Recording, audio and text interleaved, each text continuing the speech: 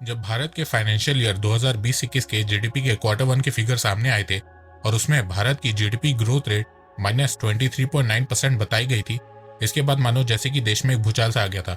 जिनको इकोनॉमी के बारे में कुछ नहीं पता वो लोग भी ज्ञान दे रहे थे कि भारत अब बर्बाद हो चुका है, आर्थिक मंदी आने वाली है, डिप्रेशन आने वाला है, भूखमरी आने वाली है, सरकार ने देश को बर्बाद कर दिया है, सब लूट लिया है, पब्लिक कंपनीज, रेलवे सब बेच दिया है, पता नहीं क्या क्या प्रोपेगेंडा फैलाया जा रहा था।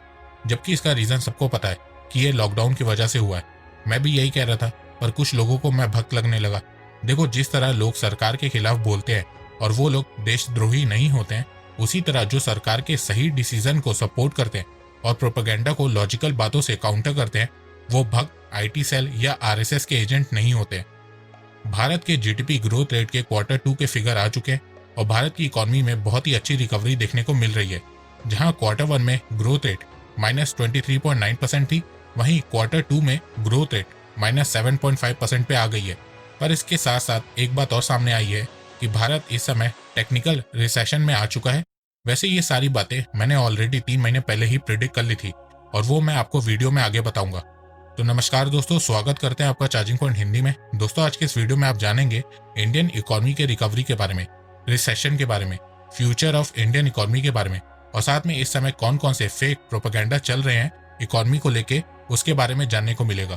तो जुड़े रहिए आप इस वीडियो के साथ। दोस्तों, मैं ऐसे ही एजुकेशनल टॉपिक पे बात करता हूँ, तो अगर आपको मेरा काम पसंद आता है तो अब आप मुझे सपोर्ट कर सकते हैं पेट्रियन और यूट्यूब में ज्वाइन बटन के थ्रू, और अब आप मुझे फेसबुक, इंस्टाग्राम, ट्विटर में भी फॉलो कर सकते हैं और मेरी वीडियोस को वहां पे भी शेयर कर सकते हैं, लिंक डिस्क्रिप्शन में। फाइनेंशियल ईयर 2020-21 के क्वार्टर वन में भारत के इतिहास में अब तक के सबसे खराब जीडीपी ग्रोथ रेट के फिगर देखने को मिले हैं।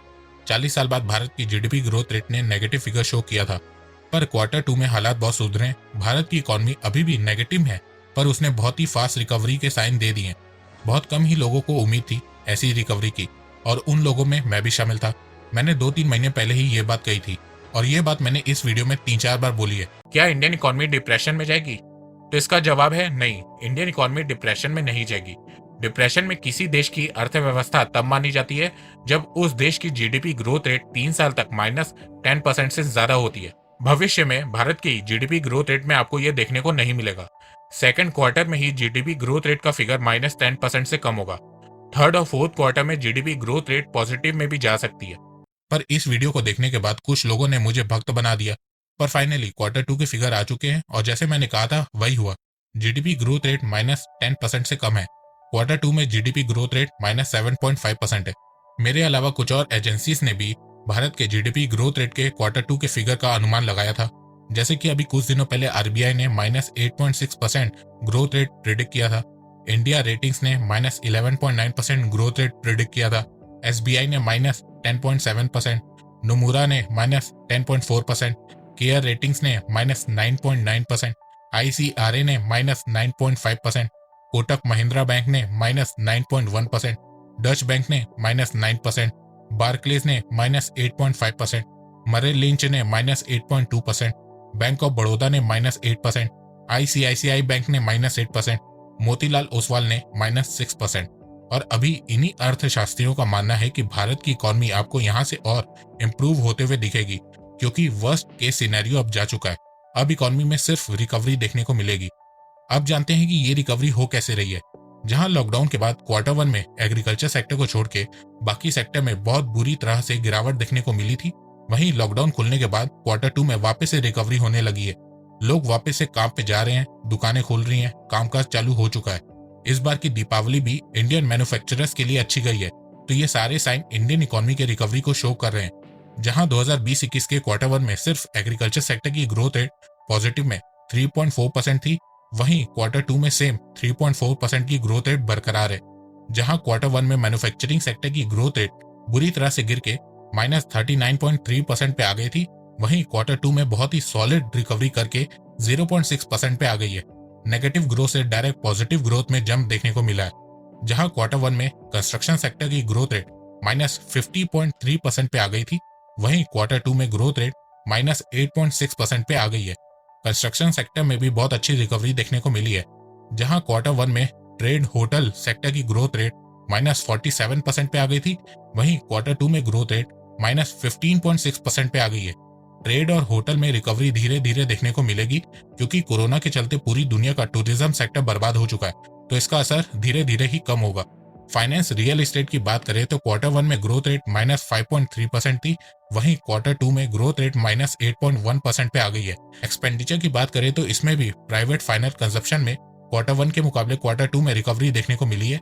ग्रॉस फिक्स्ड कैपिटल फॉर्मेशन में भी रिकवरी देखने को मिली है, पर गवर्नमेंट फाइनल कंजप्शन एक्सपेंडिचर में ग्रोथ रेट सेकेंड क्वार्टर में नेगेटिव में देखने को मिली है। उसका कारण ये है कि लॉकडाउन के समय से जीएसटी कम आया है, ऊपर से सरकार ने बहुत से रिलीफ पैकेज अनाउंस किए हैं, जिसके चलते सेकेंड क्वार्टर में फिगर नेगेटिव में दिख रहा है।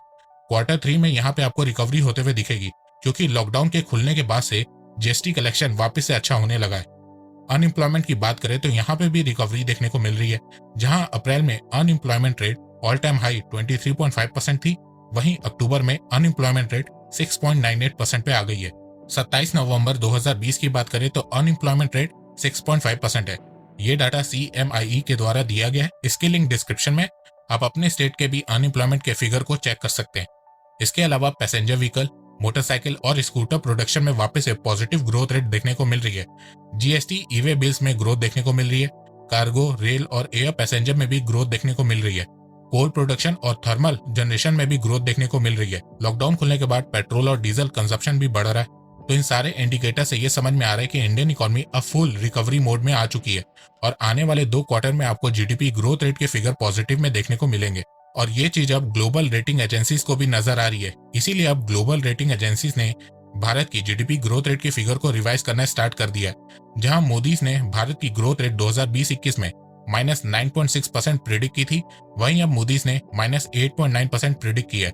ये पूरे साल की ग्रोथ रेट प्रिडिक्ट की गई है। इसके अलावा और भी बहुत सी एजेंसीज ने भारत की जीडीपी ग्रोथ रेट को रिवाइज करना स्टार्ट कर दिया है। इसके अलावा एफडीआई में भी रिकॉर्ड जंप देखने को मिला है। पिछले साल के मुकाबले इस साल की शुरुआत के 6 महीनों में 15% एफडीआई जंप देखने को मिला है। कोरोना पैंडेमिक के बावजूद ग्रोथ देखने को मिली है।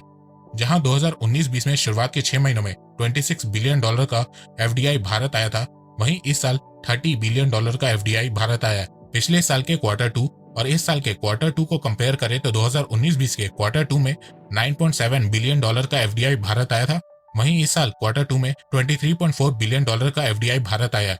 140% की जंप देखने को मिली है। वैसे एफडीआई के बढ़ने का प्रेडिक्शन भी मैंने पहले ही कर दिया था, जब भारत सरकार ने कॉर्पोरेट टैक्स को कम किया था। अब बात करते हैं रिसेशन की। जब क्वार्टर 2 के जीडीपी ग्रोथ रेट के फिगर सामने आए, उसमें एक बात और सामने आई कि भारत इस समय टेक्निकल रिसेशन में आ चुका है। तो अब आप लोग सोच रहे होंगे कि ये टेक्निकल रिसेशन क्या है।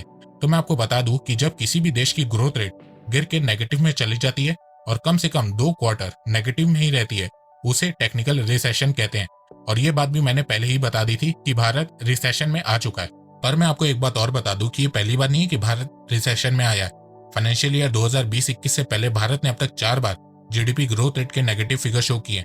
सबसे पहले 1957-58 में भारत की जीडीपी ग्रोथ रेट नेगेटिव में गई थी। 1957-58 में जीडीपी ग्रोथ रेट -1.2% थी। फिर उसके बाद 1965-66 में ग्रोथ रेट नेगेटिव में गई थी, -3.7%। फिर उसके बाद 1972-73 में जीडीपी ग्रोथ रेट नेगेटिव में गई थी, -0.3%। फिर उसके बाद 1979-80 में भारत की जीडीपी ग्रोथ रेट नेगेटिव में गई थी, -5.2%। तो भारत 4 बार ऑलरेडी रिसेशन झेल चुका है। अब आप लोग सोच रहे होंगे कि फ्यूचर में क्या होगा। तो देखो, नेक्स्ट दोनों क्वार्टर में ग्रोथ रेट पॉजिटिव में होगी, पर ओवरऑल एक साल की ग्रोथ रेट -4 से -6% के बीच होगी। तो फाइनेंशियल ईयर 2020-21 में भारत की इकोनॉमी रिसेशन में होगी, पर नेक्स्ट ईयर से रिसेशन चला जाएगा और भारत फिर से अपनी ग्रोथ रेट मेंटेन कर लेगा।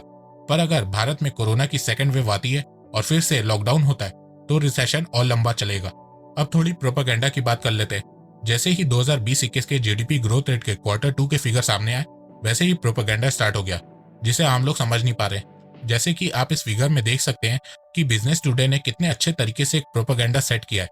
भारत की 2020-21 के क्वार्टर 1 में ग्रोथ रेट -23.9% थी। क्वार्टर 2 में हालात सुधरे और ग्रोथ रेट -7.5% पे आ गई। पर इसके बावजूद बिजनेस टुडे ने क्या टाइटल दिया है वो आप देखिए, India second worst performer in जुलाई टू सितंबर। इस फिगर में बिजनेस टुडे ने भारत की ग्रोथ रेट को बाकी देशों से कंपेयर किया है और बताया है कि बाकी देशों की ग्रोथ रेट जुलाई से सितंबर के बीच में भारत से बेहतर है, बस यूके की ग्रोथ रेट भारत से खराब है। इस फिगर को देखने के बाद आम लोगों को यही लगेगा कि भारत की इकोनॉमी के हालात बाकी देशों के मुकाबले बहुत खराब है और बाकी देश भारत से जल्दी रिकवर हो रहे हैं। तो मैं आपको बता दूं कि ऐसा नहीं है। भारत का फाइनेंशियल ईयर अप्रैल से स्टार्ट होता है और मार्च पे खत्म होता है। वहीं बाकी देशों का फाइनेंशियल ईयर जनवरी से स्टार्ट होता है और दिसंबर में खत्म होता है। फाइनेंशियल ईयर में 3-3 महीने के 4 क्वार्टर होते हैं। भारत का क्वार्टर 1 अप्रैल से स्टार्ट होता है, जून में खत्म होता है। क्वार्टर 2 जुलाई से सितंबर, क्वार्टर 3 अक्टूबर से दिसंबर, क्वार्टर 4 जनवरी से मार्च तक का होता है। वहीं बाकी देशों में क्वार्टर 1 जनवरी से स्टार्ट होता है, मार्च में खत्म होता है। क्वार्टर 2 अप्रैल से जून होता है, क्वार्टर 3 जुलाई से सितंबर होता है और क्वार्टर 4 अक्टूबर से दिसंबर होता है। तो इस फिगर में भारत के क्वार्टर 2 को बाकी देशों के क्वार्टर 3 से कंपेयर किया जा रहा है। जुलाई से सितंबर भारत में क्वार्टर 2 होता है, बाकी देशों में क्वार्टर 3। और ये चीज यहाँ पे मेंशन भी नहीं किया गया है। अब यहाँ पे कुछ लोग बोलेंगे कि इससे क्या होता है। अगर क्वार्टर के अलावा जुलाई से सितंबर की ग्रोथ रेट देखें तो भी भारत इन देशों से पीछे है। तो इसका जवाब बहुत ही सिंपल है। इन देशों में कोरोना ने दस्तक जनवरी में दी थी, चाइना में तो नवंबर 2019 में ही कोरोना आ गया था। भारत में कोरोना लेट में आया है और मार्च के एंड में लॉकडाउन अनाउंस हुआ था। भारत में जब कोरोना के केसेस बढ़ रहे थे तब इन देशों में कोरोना के केसेस कम होते नजर आ रहे थे। जब भारत में लॉकडाउन था तब इन देशों में लॉकडाउन खुल चुका था, कामकाज चालू हो चुके थे। भारत में जून से पार्शियल लॉकडाउन खुलना चालू हुआ था, पूरी तरह से लॉकडाउन जुलाई से खुला है। तो जाहिर सी बात है ग्रोथ रेट भी उसी के हिसाब से बढ़ेगी और घटेगी।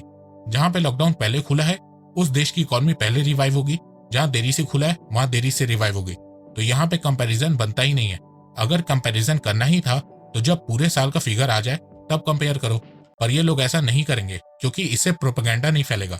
तो मेरा आप लोगों से यही निवेदन है कि आप लोग इन प्रोपेगेंडा में ना फंसे। भारत की इकोनॉमी अच्छे से रिकवर हो रही है, नेक्स्ट क्वार्टर में आपको ग्रोथ रेट वापस से पॉजिटिव में देखने को मिलेगा। तो दोस्तों मुझे लगता है कि अब आपको सब समझ में आ गया होगा। तो अगर आपको ये वीडियो पसंद आए तो आप इस वीडियो को लाइक कीजिए और अब आप मुझे सपोर्ट भी कर सकते हैं पेट्रियन और यूट्यूब में ज्वाइन बटन के थ्रू। और हाँ, अगर आपको financial market, share market, mutual fund के बारे में जानना है तो मैं आपको 4720 रुपए का कोर्स फ्री में दे सकता हूँ, उसकी लिंक डिस्क्रिप्शन में। एक बात मैं कहना चाहता हूँ, आप जितनी मेरी वीडियोस को शेयर करेंगे उतनी ही रीच मेरी बढ़ेगी और उतने ही लोग मेरे से जुड़ेंगे। तो वीडियो को शेयर करना और चैनल को सब्सक्राइब करना बिल्कुल भी मत भूलिएगा। मैं ऐसे ही एजुकेशनल वीडियोस लाता रहूंगा आप लोगों के लिए। तो अभी तक के लिए बस इतना ही। धन्यवाद। जय हिंद, जय भारत।